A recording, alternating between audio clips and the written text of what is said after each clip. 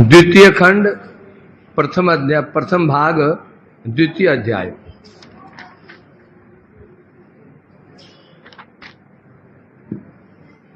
तो श्रवण करने से हम लोग प्रसंग है तपोलोक का। अशेष साधने साध्य समस्तार्थ अधिकाधिक यो वशीकरणे गाढ़ोपायो भगवतो अद्वय तत्प्रसादेक लभ्य यश तद भक्तेक महानिधि विचित परमानंद माधुर्य भरपूरित महानिर्वाच्य महात्म पदार्थ प्रेम से। यहां कह रहे हैं संसार में अनंत साधन है, तो शादी में अनंत है। जितने साधन है, जितने साध्य हैं, होने पर भी उनमें सर्वश्रेष्ठ साधन है भगवान की उपासना। भगवान की उपासना श्रेष्ठ साधन होते हुए भी उससे भी श्रेष्ठ है क्या? प्रेम। क्यों? क्योंकि प्रेम के द्वारा ही भगवान को वशीभूत किया जा सकता है, और वो प्रेम साधन से प्राप्त नहीं होता। कृष्णातन ने प्रश्न किया था, जब प्रेम साधन से प्राप्त नहीं होता तो साधन करे क्यों? बात ठीक है। जब साधन प्रेम साधन से नहीं मिलेगा तो फिर साधन करें क्यों? प्रयास क्यों करें? ये बात ठीक है।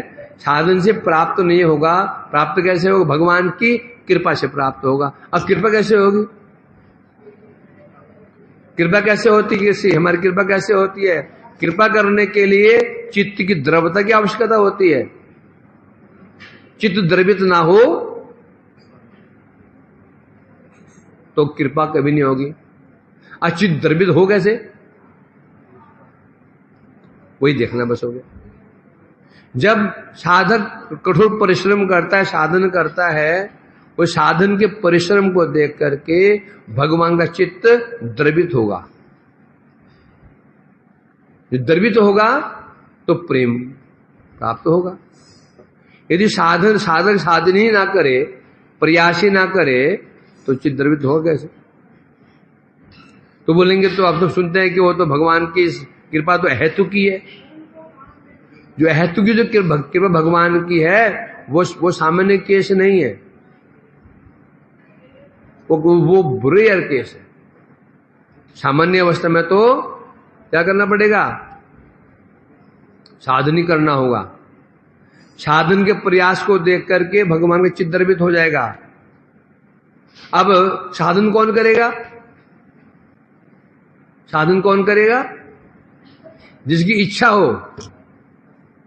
ऐसा नहीं है कि इच्छा नहीं है और हम भगवान को दे देंगे, नहीं होगा।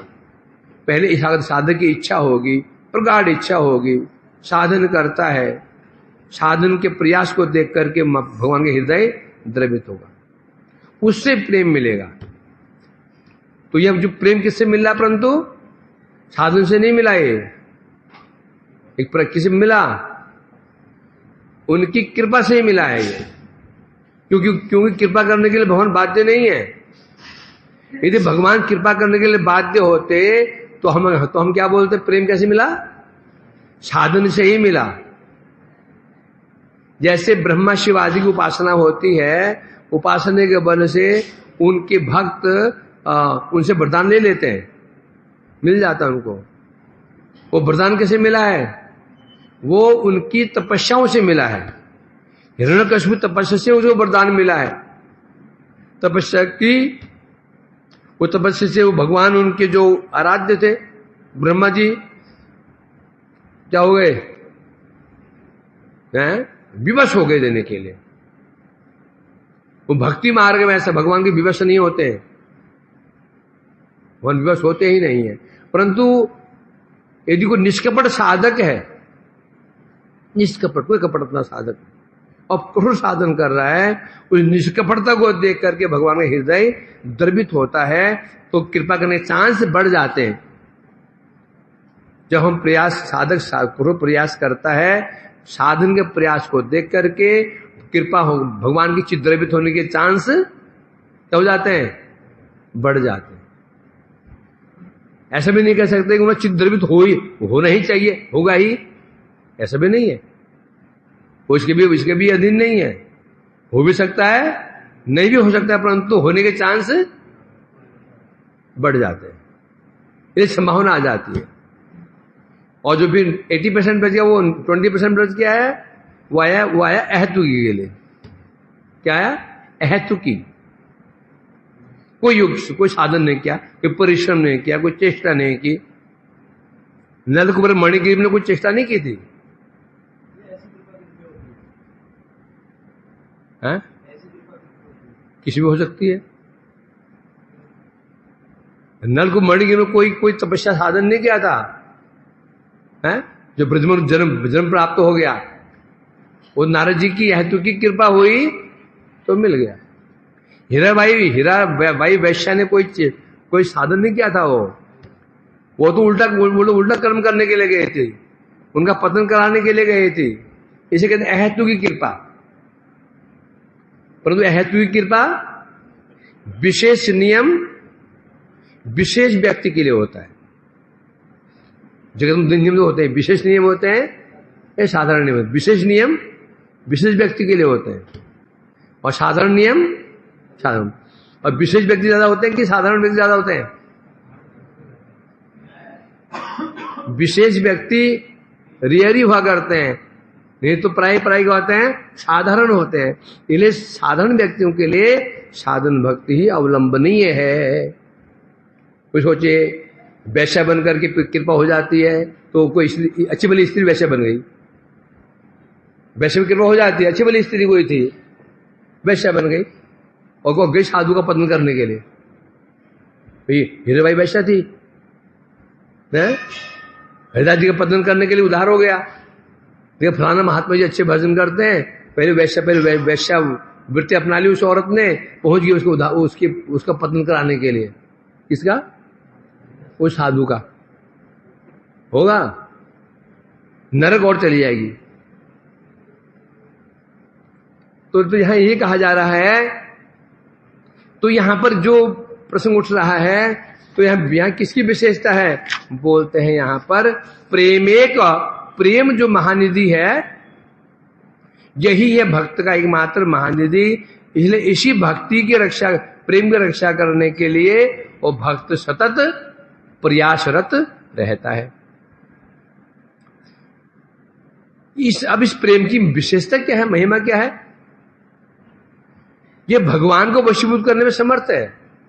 जो प्रेम है तो सामान्य वस्तु नहीं है, ये प्रेम ही है जो भगवान को वशीभूत कर सकता है। भगवान कौन है? प्रायसो अजितो अपि जितैस्तर का। भगवान का नाम अजित है, कोई जीत नहीं सकता, कोई वश में नहीं कर सकता उनको। एक ही मंत्र है उनको वश में करने का, और मंत्र है प्रेम। तब प्रेम क्या है बता रहे हैं, ये वशीकरण मंत्र स्वरूप है। मंत्र होता है वशीभूत करने किसी को, भगवान को वशीभूत करने में प्रेम ही कारण है। जो प्रेम है वही भगवान को उनके भक्तों के वशीभूत करने में समर्थ है। भगवान भक्त भक्ति कर रहा है, अब उस भगवान को भक्ति प्रति, भगवान को भक्ति के वशीभूत करेगा कौन? भगवान को क्या अपने वशीभूत हो जाएंगे भगवान? क्या भगवान स्वतः वशीभूत हो जाते हैं, या बीच में कोई चीज है जो भगवान को वशीभूत कर देती है? कोई तो होगा ना। हम किसी वशीभूत हो जाते हैं जगत में भी, कोई तो कारण होगा ना वशीभूत होने का। कोई का भाई आप वशीभूत क्यों हुए, वशीभूत क्यों हुआ? कोई कुछ तो होगा। तो कह रहे हैं प्रेम है बस, जो भगवान को भक्तों के वशीभूत कर देता है वह है प्रेम। जिसके हृदय प्रेम प्राप्त हो गया तो प्रेम उस भगवान को भक्ति के वशीभूत कर देगा। और वो प्रेम जो प्राप्त होगा भगवान की कृपा से ही। यूं या यूं कहो, भगवान ने स्वयं ही जंजीर दे दी, मुझे बांध लो। ये तो वही स्थिति हो गई ना, ले भाई जंजीर पकड़, मैं बांध ले। ये तो हो गया, ये तो भाई नहीं हुआ। प्रेम प्राप्त भगवान की कृपा से होगा, और प्रेम ही क्या करेगा, उनको वशीभूत कर देगा भक्तों के। है ना विचित्र सी बात। मतलब अपने दिए अस्त्र से भगवान फंस जाते हैं। तो मतलब ये हुआ कि भगवान प्रेम जल्दी किसी देंगे भी नहीं। प्रेम किसे देंगे, प्रेम किसे देंगे? जो ऐसे योग्य पात्र हो, जो प्रेम के योग्य हो। प्रेम की योग्यता क्या होती है? जहां कोई कामना, वासना, कपटता, कोई चतुराई नहीं है, केवल और भगवान की सेवा की वासना भरी हुई है, भगवान उसको प्रेम प्रदान करेंगे। लेश मात्र भी कपटता रही तो प्रेम प्राप्त नहीं। क्यों? प्रेम जो अवस्था तृतीय अवस्था है, पहली अवस्था साधन भक्ति, द्वितीय अवस्था भाव भक्ति, तृतीय अवस्था प्रेम भक्ति। भाव भक्ति भी भगवान को वशीभूत नहीं करेगी। भाव भक्ति वशीभूत नहीं कर सकती है, प्रेम भक्ति ही कर सकती है। क्यों कर सकती है? भाव भक्ति में भी थोड़ा बहुत कषाय भी रह सकता है। तो प्रेम भक्ति है, क्या विशेषता है वहां पर? सदा कृष्णाश्रित क्रिया, सिद्धा सतत प्रेम सौख्यास्वादन परायण, अभिज्ञा था कलेशा सदा कृष्णाश्रित क्रिया, सिद्धाशु सतत प्रेम सौख्य आस्वादन परायण। ये किसका लक्षण है? सिद्ध भक्त का लक्षण है। जो प्रेम प्राप्त कर चुका है, ऐसे भक्त का लक्षण है। क्या है? अभिज्ञाता अखिल क्लेशा, समस्त क्लेशों से अभिज्ञात हो गया है। सब क्लेश आतंक रूप में नष्ट हो गए। परिणाम स्वरूप सदा कृष्णाश्रित क्रिया, सदा कृष्णाश्रित क्रिया, उस जो भक्त, जो प्रेम भक्त होता है, समस्त क्रियाएं उसकी भगवान के लिए होती हैं। ऐसा कुछ भी नहीं है जो वो अपने लिए करे, सब कुछ भगवान के लिए, सब कुछ। काय की चेष्टा, मानसिक चेष्टा, वाचिक की चेष्टा, तीनों चेष्टाएं उसके लिए भगवान के लिए होती हैं। अनुकूलन अनुशील, कृष्ण अनुशीलन में होता है। ब्रजवासी, ऐसे चाहे ब्रजवासी कहो, चाहे दाशरस में हनुमान जी कहो, चाहे पांडव कहो, जितने भी भक्त लोग हैं, तो सब कौन होते हैं? कृष्णाश्रित क्रिया। जो भी क्रियाएं होंगी वो कृष्ण के लिए ही होंगी। सब कुछ, कायिक चेष्टा, वाचिक चेष्टा और मानसिक चेष्टा भगवान किसे बताते हैं? तो इसलिए कहते हैं। तो ऐसा भक्त प्रेम भक्त होता है। तो जब ऐसे अवस्था आ जाती है तो भगवान वशीभूत हो जाते हैं। ये सामान्य बात नहीं है, इसलिए कह रहे हैं यहां पर। तो भगवान के अनुग्रह से प्रेम प्राप्त होता है। पुरुष की चेष्टा से प्रेम प्राप्त नहीं किया जा सकता। अपनी चेष्टा से साधन भक्ति तो हो सकती है, ना भाव भक्ति होगी। भाव भक्ति अपनी चेष्टा से भाव भक्ति भी नहीं होगी, ना प्रेम भक्ति होगी। ये दोनों भक्तियां अपनी चेष्टा से नहीं होती हैं। कैसे होती हैं? भगवत कृपा से। इसलिए उस प्रेम को भक्तजन अद्वितीय महानिधि मानते हैं। जो भक्तजन ऐसे प्रेम को अद्वितीय, कैसे महानिधि? अद्वितीय, जिसके समान दूसरा धन है ही नहीं। प्रेम धन है। और प्रेम है कैसा? स्वतः सुखरूप। प्रेम स्वतः सुखरूप है। जो वस्तु जैसी होती है ना, उसको हम ग्रहण करते हैं, परिणाम ऐसे होता है। विष क्या है? विष कैसा है? मृत्यु स्वरूप है। जो उसका आश्रय ग्रहण करेगा जरूर मरेगा। जल एक वस्तु है, शीत होता है, जल में स्नान करोगे तो ठंडा लगेगा, हर वस्तु स्वभाव होता है। वैसे प्रेम कैसा है? बोलते हैं सुख स्वरूप है। जब सुख स्वरूप है, अर्थात प्रेम किससे बना है? सुख से ही बना है। उसमें सुख ही सुख, सुख ही सुख है। इसलिए समस्त अभीष्ट को प्रदान करने वाला है प्रेम। सुख रूप होने के कारण सब अभीष्ट प्रदान कर देता है। साधक की जो इच्छा रहे होगी पूरी कर देगा। हमारी इच्छा पूरी कौन कर सकता है? इच्छा, हम तो हमारी इच्छा पूरी कौन कर सकता है? धनवान व्यक्ति कर सकता है क्या? तो कौन करेगा? गरीब करेगा?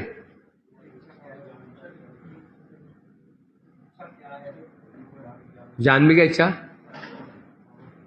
जाने मात्र को कर देगा? इच्छा पूरी कौन करेगा? जो सुख स्वरूप है। समझे कि नहीं? धन्यमानी व्यक्ति है, पूरी सामर्थ्य है, हमारे अभाव को भी जान गया, क्या दे देगा हमको? वो कैसा होना चाहिए? सुख स्वरूप होना चाहिए, दयालु होना चाहिए, परोपकारी होना चाहिए, तो देगा ना। धन भी है, मान भी है, हमारे अभाव को समझ भी चुका है, परंतु वह खड़ूस टाइप का आदमी है, बड़ा गुस्से, तटस्थ, दे देगा नहीं। तो प्रेम कैसा है? सुख स्वरूप है, सुख स्वरूप भी है और क्या है? सर्वसमर्थ भी है। प्रेम सुख स्वरूप भी है, धनवान व्यक्ति पर धन भी होना चाहिए और वो व्यक्ति सुख स्वरूप होना चाहिए। कुछ लोग ऐसे होते हैं जो होते हैं, जब उनके पास जाओ ना, अच्छे मूड लेकर के जाओ, आओ तो वहां से दुखी होकर क्या होगे? गए, ऐसी बातें उसे दूसरा सुनाई, आए तो मुंह लटका कर गया। ऐसे व्यक्ति होते हैं दुखी मन से गए, वहां गए तो प्रसन्न होकर आ गए, है ना। कुछ होते रोंदू राम, क्या कहते हैं उनको? रोंदू राम, दुखी राम, हमेशा टेंशन में, हमेशा टेंशन में। टेंशन क्यों है? टेंशन क्यों है? वो टेंशन बिना टेंशन के टेंशन है। इसमें जो साधु में हम साधु लोग हैं, हमें टेंशन क्या है? कोई टेंशन है? टेंशन के कारण क्या? कोई नहीं है। ये होना चाहिए, हाँ मेरे नाम में रुचि नहीं हो पा रही है, वैष्णव से मेरी मित्रता नहीं हो पा रही है, ये ठीक है। इसका क्या टेंशन हो सकता है? लोग साधु में जाते हैं अपनी टेंशन दूर करने के लिए, और साधु ने डबल टेंशन दे दी है?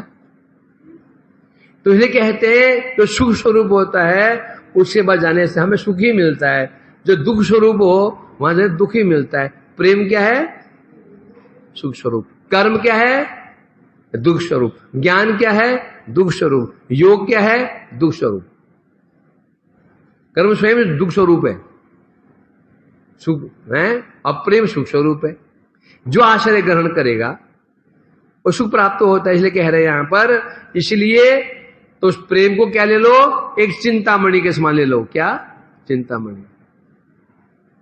चिंतामणि आपके हाथ में है ना, छोटी सी, चिंतामणि छोटी सी होगी, इतनी सी थोड़ी बड़ी होगी, मणि छोटी सी होती है। होने पर भी उस मणि के अंदर विशाल भवन, विशाल अट्टालिकाएं, हाथी घोड़े, सोने के अंबार, चांदी के अंबार लगे हुए हैं उसमें, है कि नहीं है? तो प्रेम भी छोटा सा है। प्रेम दो 2.5 अक्षर प्रेम बस है। तो होने पर बता रहे हैं ये सुख स्वरूप है, इसलिए समस्त अभीष्ट प्रदान कर देता है। और कैसा है? परमानंद के विचित्र माधुर्य परिपूर्ण है प्रेम जो है। कैसा? विचित्र माधुरी। अब माधुरी का आधार क्या होता है? माधुरी का परम आनंद का आधार क्या होता है? विचित्र माधुर्य। आनंद का आधार है विचित्र माधुर्य। माधुर्य जितने प्रकार का होगा, आनंद भी विभिन्न प्रकार का होगा।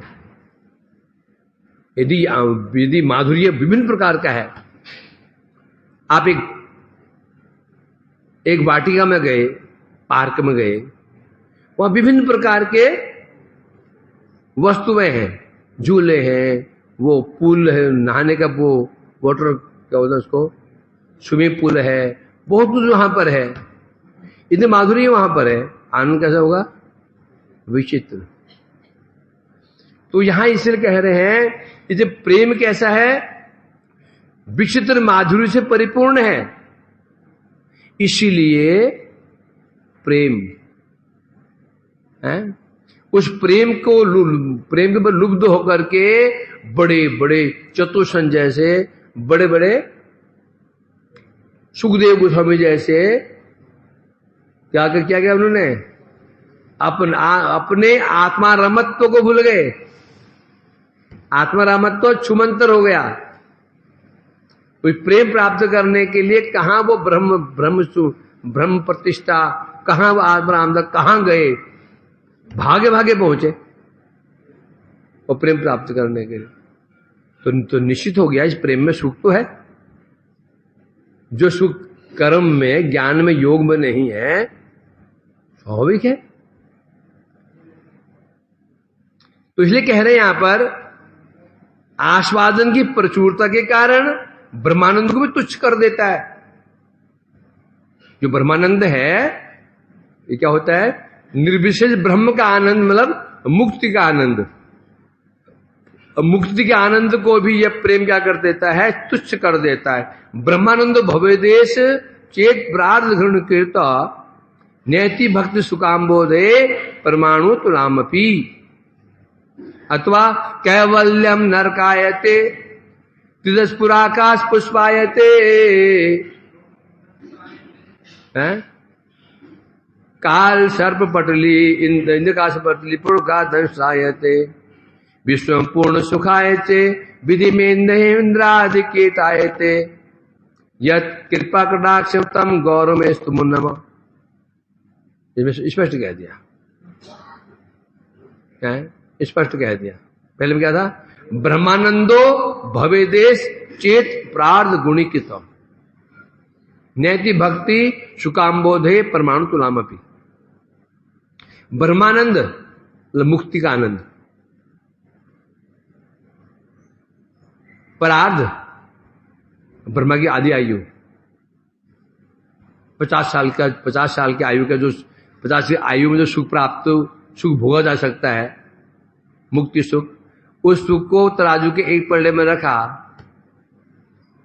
दूसरे पल्ले में परमाणु भक्ति सुकाम्बोधे परमाणु, भक्ति समुद्र में से एक ड्रॉप लिया, डाल दिया दूसरे पलड़े में, क्या ना तुलाम, कोई तुलना नहीं। वो जिस पलड़े में भक्ति का एक ड्रॉप डाला वो तो नीचे रह गया, और जिसमें था मुक्ति सुख, एक ब्रह्मा जी का आयु घड़क करके आकाश उड़ गया। जैसे कह रहे हैं ये प्रेम की महिमा है। प्रेम क्या करता है? प्रेम का आस्वादन ब्रह्म सुख के आस्वादन को भी तुच्छ कर देता है। प्रमाण है, कोई ऐसा प्रमाण नहीं है। यदि कोई भक्त प्रेम आस्वादन कर रहा हो, उस प्रेम को छोड़कर पहुंच जाए, कहां पे जाए? मुक्ति ओर बढ़ जाए।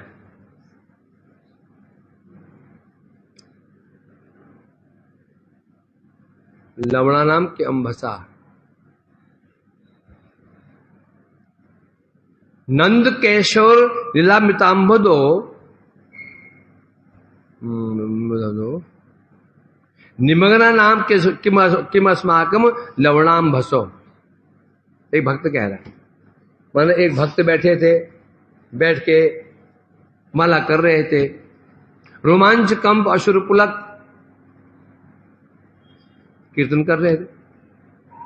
बगल में एक निर्विशेषवादी ब्रह्मज्ञानी था, सिद्ध को सिद्ध महापुरुष था, जो ब्रह्मभूत बन चुका था, हैं?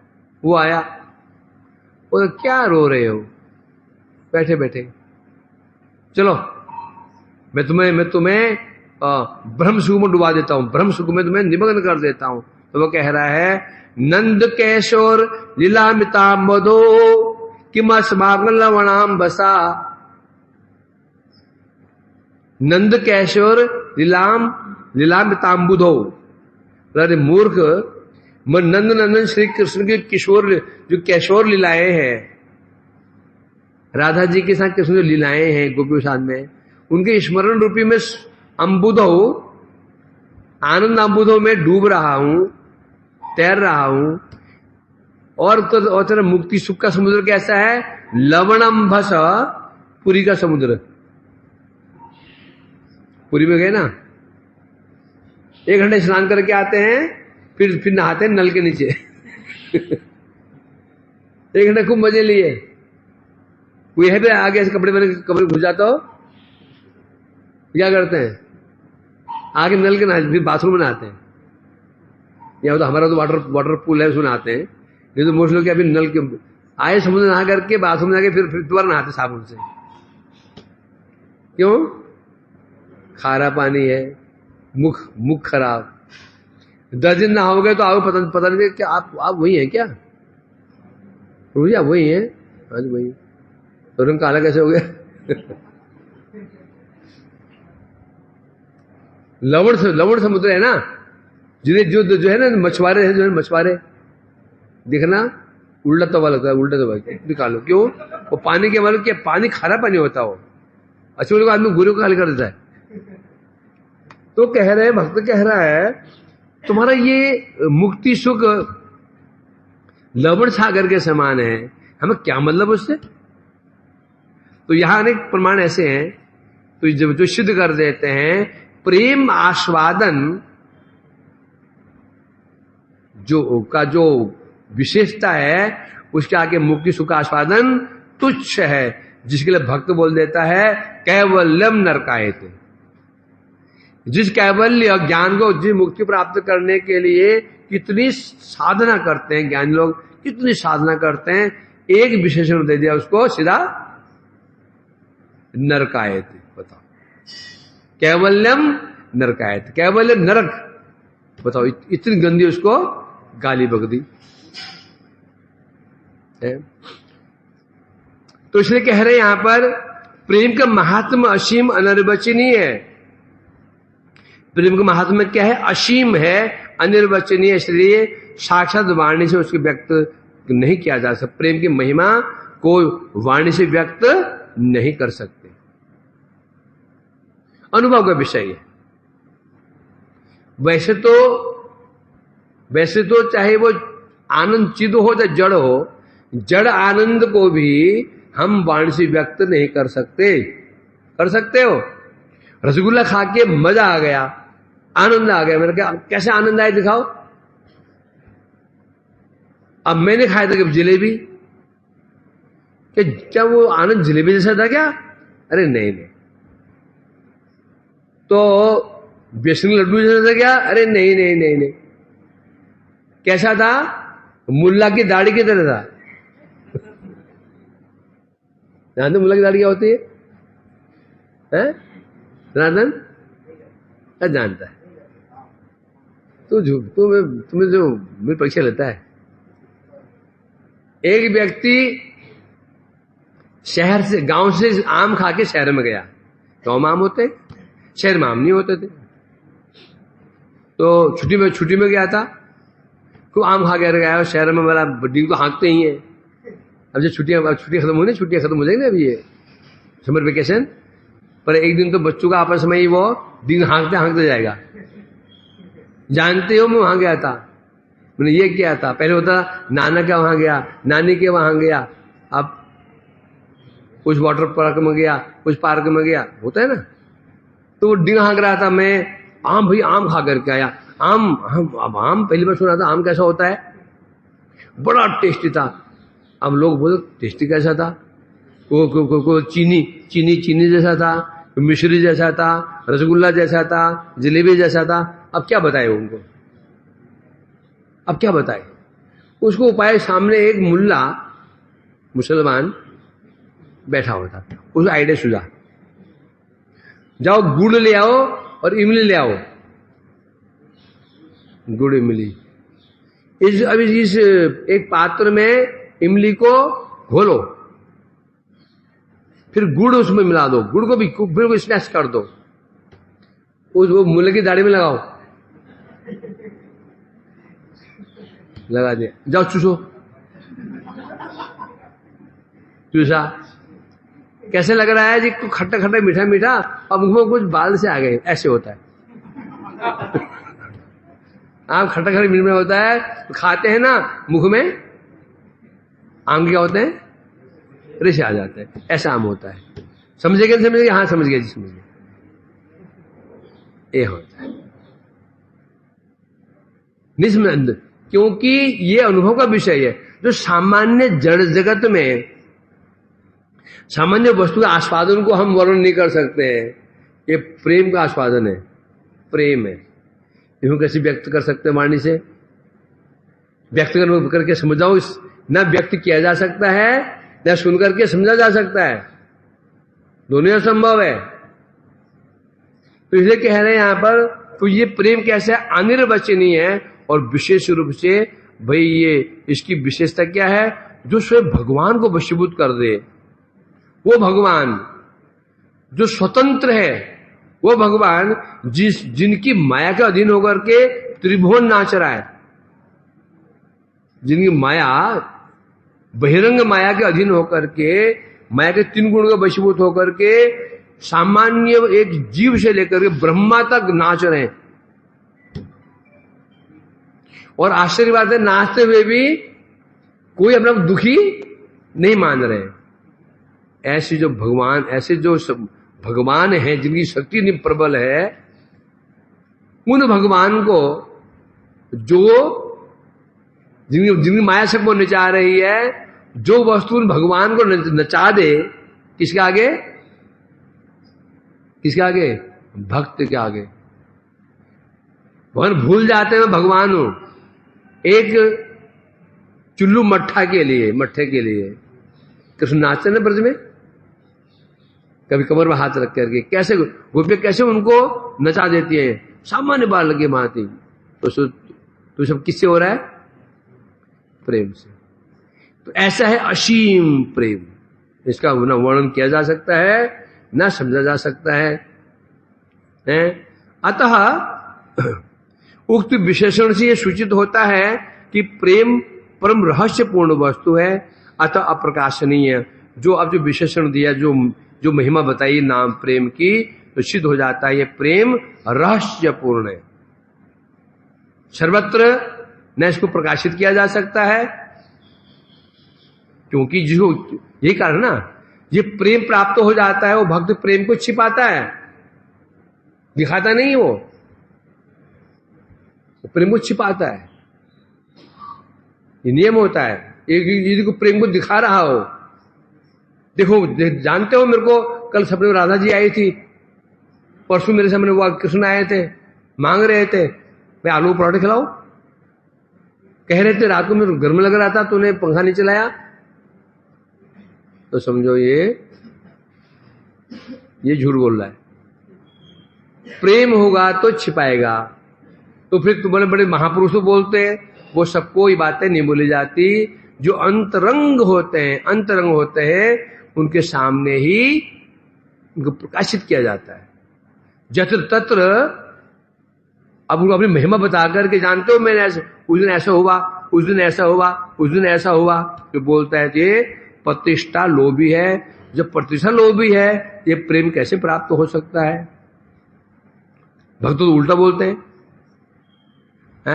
हमारे समानहीन नहीं का संसारे। हे भगवान, मेरे समान हीन जगत में है ही नहीं कोई। गोपीनाथ मम निवेदन सुनो, विषय दुर्जन सदा कामरत नहीं को सुमिर गुण। कौन कह रहा है ये? प्रेम प्राप्त भक्त कह रहे हैं ये।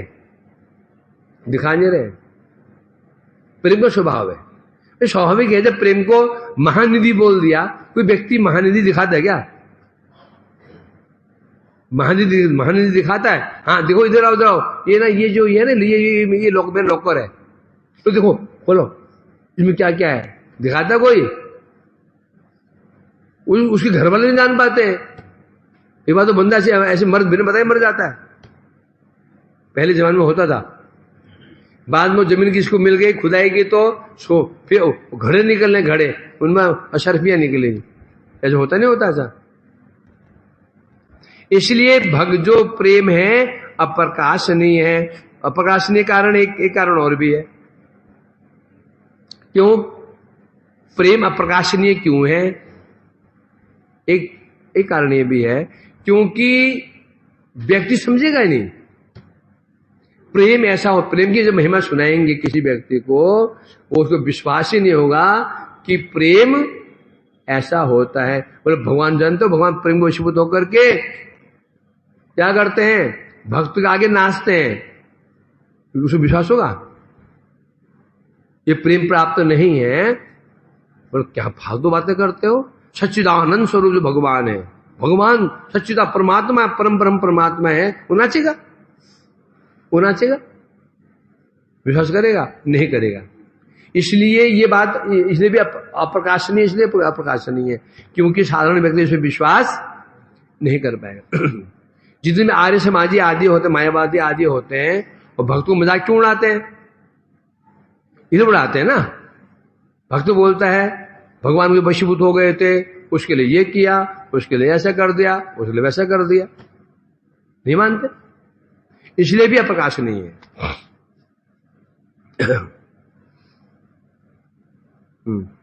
अब गोकुमार के प्रति पिपलाइन का जो उपदेश है,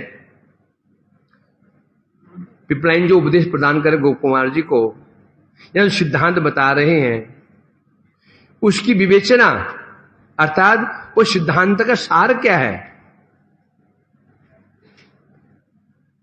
ये कहां प्रकाशित होगा? भगवान के पार्षद के वचन से प्रकाशित होगा। यहां पर विश्व प्रकाश नहीं कर सकते हैं।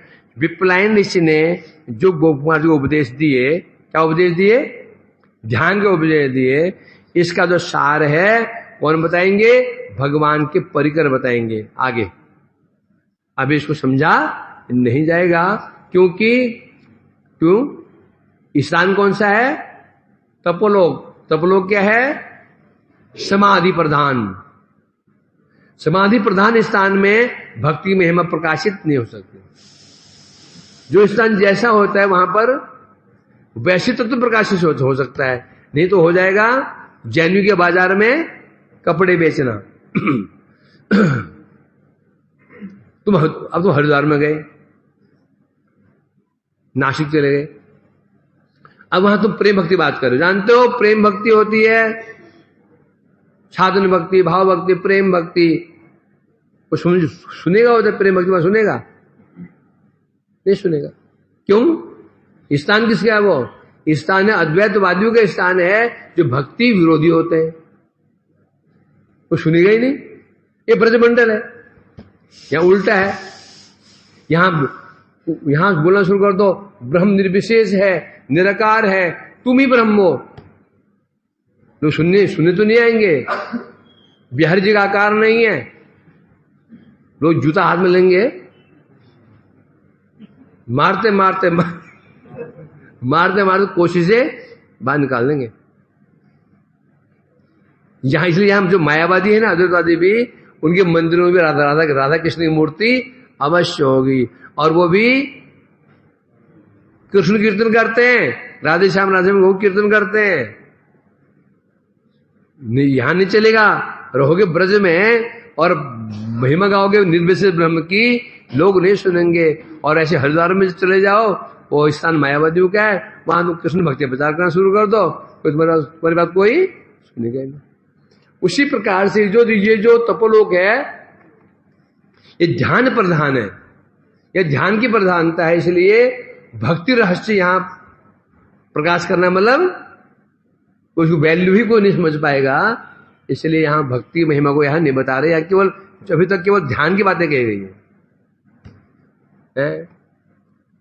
आप ध्यान, परंतु स्पष्ट कहा था ये ध्यान के मार्ग से, ध्यान के माध्यम से जो शिव तो होती है, ये नहीं होती, परंतु साक्षात ये कहा था, साक्षात नहीं है।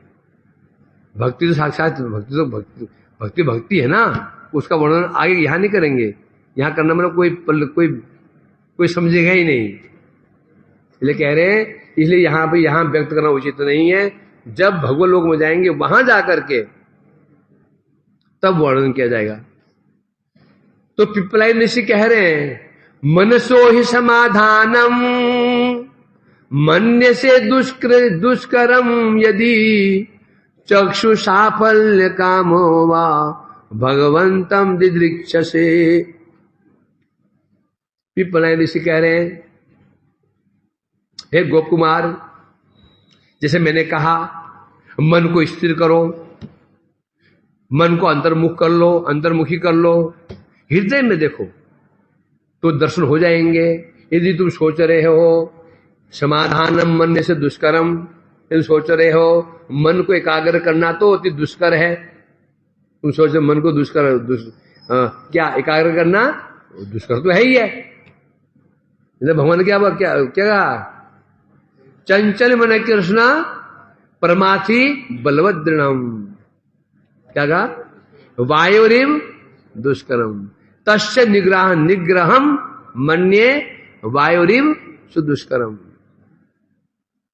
है कौन कह रहा है ये? अर्जुन कह रहे हैं। भगवान ने कहा ना, प्रभु जो भगवान का अर्जुन, क्या मन को एकाग्र करो, वश में करो, एक वश में, तो क्या चंचल ही मन कृष्ण। प्रभु आप कह क्या रहे? आपने कह दिया मन को वश में कर लो, आपने कह दिया, परंतु मन है क्या?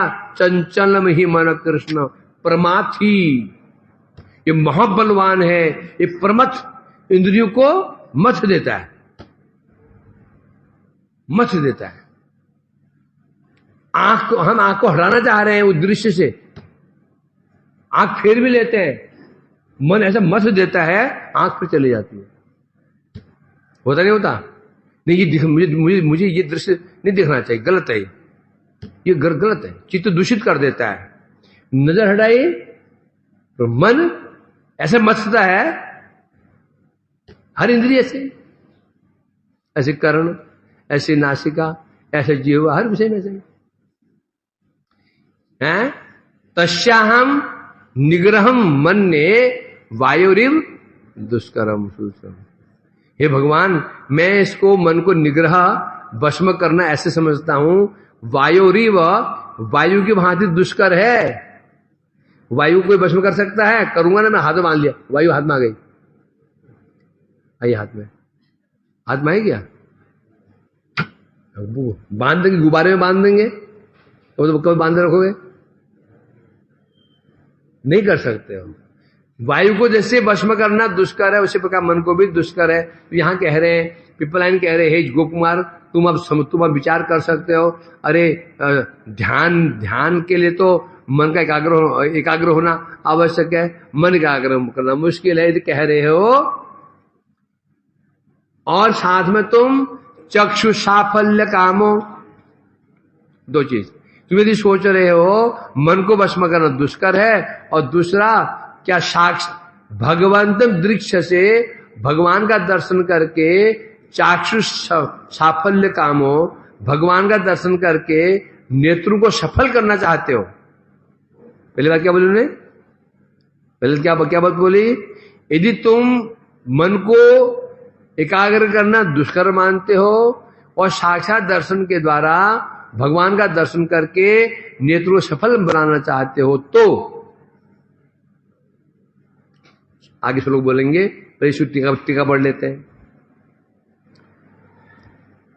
तो ये सिद्ध हो गया, मन की स्थिरता से सुखपूर्वक भगवान का दर्शन होता है।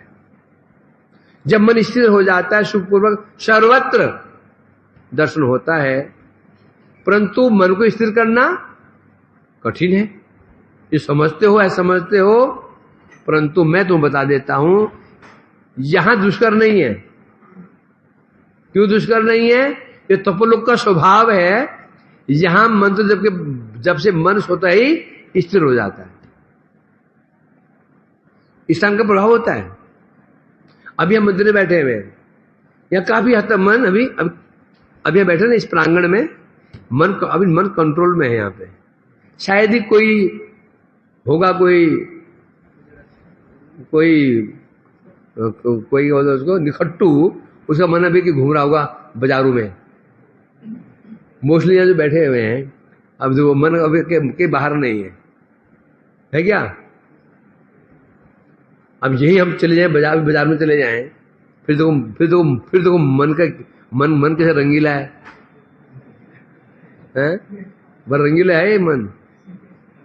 युवा बुरा तो होता नहीं है, मन बुरा तो होता नहीं बेचारा, युवा है 15-16 साल का मन के बुरा नहीं होता।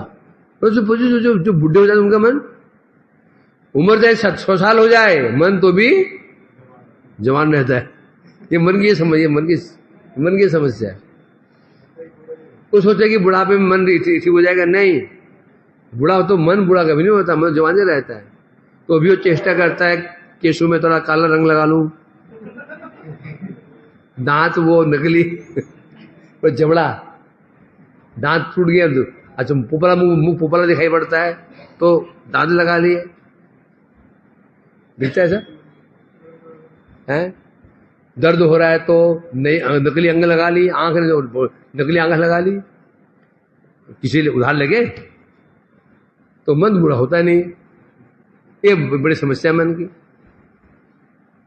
यदि ऐसा है बता रहे हैं, तपलोक की क्या विशेषता है? इस तपलोक में स्वाभाविक रूप में यदि मंत्र जप करता है तो अतिशीघ्र मन स्थिर हो जाता है। तपलोक की विशेषता है। परंतु अब जब मन स्थिर हो जाता है तो उससे मन ही सफल होता है, नेत्र नहीं। मन स्थिर हो गया, अब मन तुम प्रभु दर्शन भी हो रहे हैं, वो नेत्र सफल नहीं हो पाए। नेत्र सफल कब होंगे? दर्शन साक्षात होगा। क्योंकि नेत्र भगवान का दर्शन का अभाव रहता है। यदि कोई व्यक्ति मन स्थिर भी हो गया, एकाग्र भी हो गया, तो अब दर्शन कहां हो रहा है? उसको दर्शन कहां हो रहा है? इन ध्यान निष्ठों को मन में हो रहा है। आंख खोलते ही ध्रुव महाराज जी आंख ध्यान में तो थे, वो दर्शन हृदय में हो रहा था, भगवान बाहर निकल के आ गए, ध्यान नहीं हुआ, अदृश्य हो गए, घबरा के आंख खोली, देव भवन सामने खड़े हुए। तो इसलिए कह रहे यहां पर, तो मन स्थिर करके ध्याननिष्ठ होने से क्या होता है? मन तो सफल हो जाता है, परंतु नेत्र सफल नहीं होते, क्योंकि नेत्र के द्वारा साक्षात दर्शन का इसमें अभाव रहता है। अतः यदि केवल नेत्र को सफल करने की इच्छा रखते हो, केवल तुम चाहते हो भी नेत्र सफल हो जाएं, चाहते हो या भगवान दर्शन की इच्छा करते हो, तो तद्गच्छ भारतम वर्षम तत्रो अत्रत्यमीश्वरम नारायणम नरसखम पश्चाद अद्रौ गंधमादने। अतः तुम यदि साक्षात रूप में भगवान का दर्शन करके नेत्र को सफल करना चाहते हो, गच्छम भारतवर्षम, तुम भारतवर्ष में जाओ। कहां जाओ? भारतवर्ष में जाओ। और वहां पर तत्र नो अत्रत्तम ईश्वरम, वहां पर हमारे ईश्वर, हमारे प्रभु रहते हैं। भारतवर्ष में हमारे प्रभु निवास करते हैं। नारायणम नरसखम, एक नारायण जी हैं और एक भगवान के सखा नर नारायण ऋषि जो हमारे भगवान हैं, कहाँ रहते हैं? पश्चात का दर्शन करो, अद्रौ गंधमादने, अद्रि मने पर्वत, गंधमादन पर्वत पर जाके उनको साक्षात आंखों से देख लो। यदि मन नहीं मान रहा है, साक्षात दर्शन करना चाहते हो, तो बस तो आप यहाँ भारतवर्ष जाओ, हैं, वहां जाकर के गंधमादन पर्वत पर जाओ, वहां पर नारायण ऋषि और हमारे उनके मित्र सखा नर ऋषि जो भगवान के अवतार हैं अभी विराजमान है, और जहां करके उनको दर्शन करो।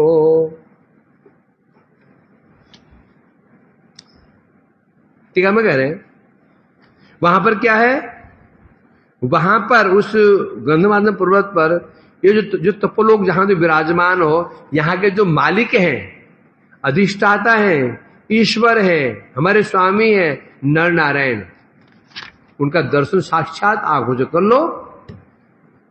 मानो उनका भारतवर्ष में तो भारतवर्ष विशाल भारतवर्ष है, कहां खोजेंगे उनको?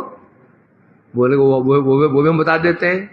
अद्रौ गंधमादने, गंधमादन पर्वत पर विराजमान है, चले जाओ। अंतर्बहिष्ट पक्षामस तमसा समाधि परायणा ना तो विच्छेद दुखम स्यात् अदत्त गात तत्र स प्रभो। अंतर बहिष्ठ पश्चाम तम समाधि प्रायण ना तो विच्छेद दुखम स्याद इति अत्र अगात तत्व स प्रभो। क्या बता रहे? कौन है वो? समाधि परायण है। यहां पर इस तपोलोक में है गोकुमार, हम कौन है? हम समाधि परायण, समाधि परायण वयम समाधि परायण है। अंतर बहिष्ठ पक्षाम, और समाधि में ही स्थित होकर के हम अपने उन प्रभु का, नर नारायण का दर्शन करते हैं। अंतः बहिष्ठ,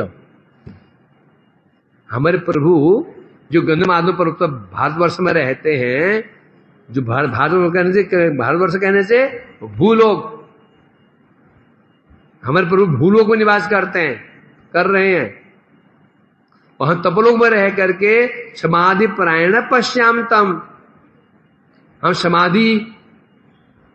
समाधि में ही अपने उन प्रभु का अंतर बहिष्ठ, अंदर बाहर सर्वत्र उनका दर्शन करते हैं। ना तो विच्छेद दुखम, इसलिए हमें उनका विच्छेद दुख बिल्कुल नहीं है, हमें उनका विरह दुख बिल्कुल भी नहीं है। क्यों नहीं है? हम देख रहे हैं उनको, अंदर बाहर देख रहे हैं, समाधि हो जाते हैं, सर्वत्र उनके दर्शन हो रहे हैं, तो हमें दुख क्यों होगा? हैं? इसीलिए इति अगात तत्र से प्रभु, इसलिए हमारे प्रभु हमारी योग्यता जान करके वहां चले गए। उन्हें हमारे प्रभु जानते हैं कि हम इन्हें समर्थ हैं, हम ये बैठे हुए दर्शन कर सकते हैं, इसलिए चले गए हैं।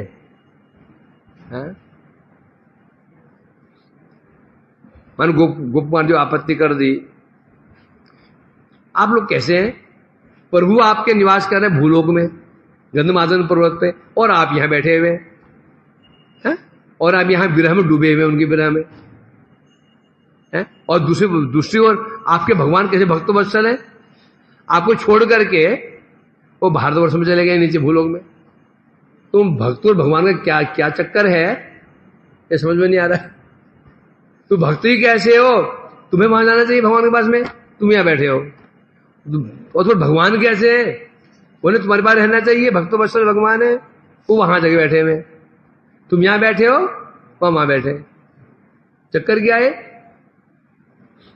तब कह रहे हैं नहीं, क्योंकि वो दूर होने पर भी समाधि प्रायण पश्यामतम अंतर बहिष्ठ, वो दूर जरूर है, परंतु समाधि योग में, समाधि बल के द्वारा सर्वदा उनका दर्शन अंदर भी करते रहते हैं, बाहर भी करते रहते हैं। इसलिए ना तो विच्छेद दुखम, इसलिए हमें इस विषय में कोई दुख है ही नहीं। और दूसरी ओर भगवान भी जानते हैं, हमारे प्रभु, हमारे जो चेले हैं ना, ये सामान्य नहीं है, ये विशेष है, ये ध्यान में ही काम चला लेंगे ये ध्यान से काम चला लेंगे तो चले गए, जानते हैं हम ध्यान में काम कर लेंगे, दर्शन कर लेंगे, उनको भी दुख नहीं है।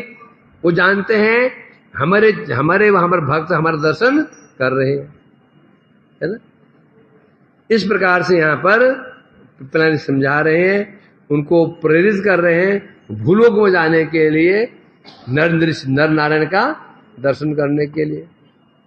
अब देखते हैं वो जाते हैं या नहीं जाते हैं। जाते हैं तो वहां क्या होता है, वहां से फिर आगे कहाँ इनको जाने की प्रेरणा प्राप्त होती है। अब देखते जाओगे अगला एपिसोड में।